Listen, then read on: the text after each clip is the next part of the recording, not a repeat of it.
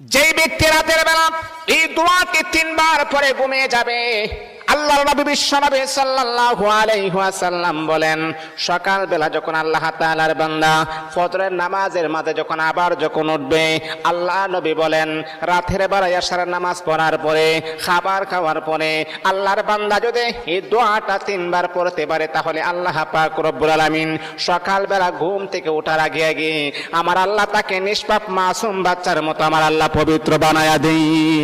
দোয়াটা সবাই আমরা জানি, আমরা সবাই কিন্তু দোয়াটা জানি, কিন্তু আমরা আমলটা করি না। দোয়াটা হলো আস্তাগফিরুল্লাহাল্লাযী লা ইলাহা ইল্লা হুয়াল হাইয়ুল কাইয়্যুম ওয়া আতুবু ইলাইহি লা হাওলা ওয়ালা কুওয়াতা ইল্লা বিল্লাহিল আলিয়্যিল আযীম। 3 বার যদি আপনি পড়তে পারি, ইনশাআল্লাহ আল্লাহ পাক রব্বুল আলামিন আমার আপনার জীবনের সমস্ত গুনাহগুলোকে আমার আল্লাহ ক্ষমা করে দিবে।